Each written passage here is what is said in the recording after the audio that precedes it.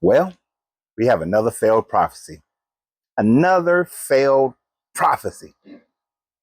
So, according to this person's prophecy, the solar eclipse on March 29th was supposed to be the end of the world.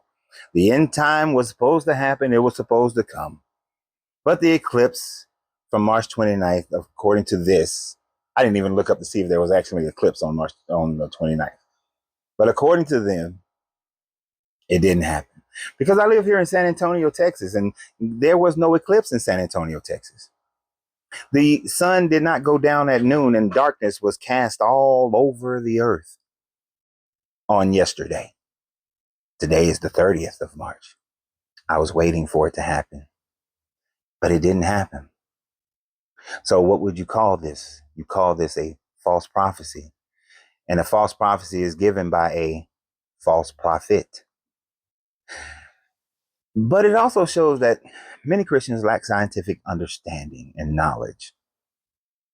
It is a virtual impossibility for a solar eclipse to block the sun out from the entirety of the earth.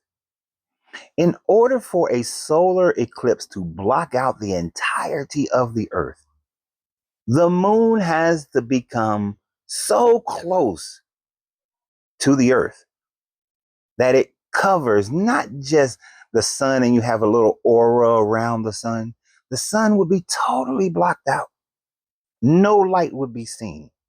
But in order for the moon to be that close, we would experience tidal waves, tsunamis, earthquakes, and volcanic eruptions. Did you ever see the what was the Halle Berry movie, Moon something, where the moon was falling apart as the closer it got to the earth, it was destroying the earth? We would have that type of experience, but we didn't have that yesterday. Unfortunately, we had a massive earthquake in Miramar, and my heart goes out to those people who suffered. But it wasn't because of the moon. It wasn't because the moon got so close to the earth that it just disrupted so many natural forces on the earth. That never happened. But according to Christian belief, this is what's supposed to happen. Christians don't understand the science that the moon is actually moving a little further and further and further away from the earth.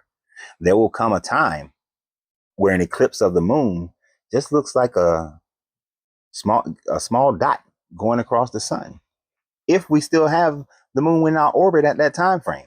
Because by that time, the moon could swing out and we not have a moon, and then we'll just have a misty ass earth where you can barely even see the sun through the misty clouds. But that's millions of years away. We won't see that in our day or any generation that will probably survive of any person day. We won't see it. So therefore, another failed prophecy. Understanding the science, another problem of Christians. The sun going down at noon and the earth being dark. You see, their cosmology was such that they believed more that the sun went down under the earth into Sheol, and then it rose every day as if it was inside the dome and circled around under the dome, under the pillars, the foundation of the earth.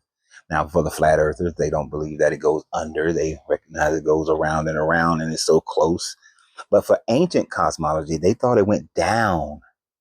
The Egyptians thought it went down, and Ra and with Seth now fights Apophis in order for the sun to come back up. The Greeks thought that Apollo took it into the underworld and brought it back up with his chariot pulling the sun.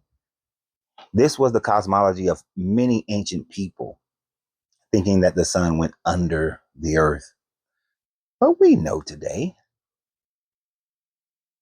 the sun doesn't go under the earth, that the earth is a tiny speck, a piece of dust in comparison to the size of the sun. We know today that the earth revolves around the sun. So in order for this darkness to cover the earth. You would have to get rid of the sun. And what the ancient people did not understand is that the earth would not survive without the sun. If the sun blotted out, if the sun just turned into a black hole, the earth would freeze over almost instantly. It would freeze over.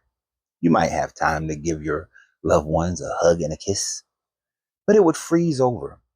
And then the gravitational pull of that black hole or that dark star would pull every planet in our solar system into it.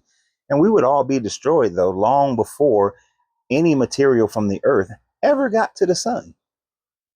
So it wouldn't work. Scientifically, the sun going down and never returning would be the end of all life on the planet. It would be such a cataclysmic event that you wouldn't have or the ability for the other uh, prophecies to happen after the sun is blotted out.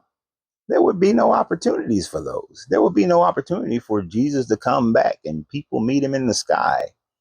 There would be no opportunity for the other wars and things of that nature. For the Battle of Megiddo, there would be no time. There would be no opportunity for those things because the sun being blotted out completely would destroy the earth because the moon is too damn close, or would destroy the earth because the sun would suck us all in and we would all freeze. This just shows that if you cannot even put basic natural forces, you can't give credibility, I should say, of how basic natural forces in the universe work with the writers of this book at that time frame.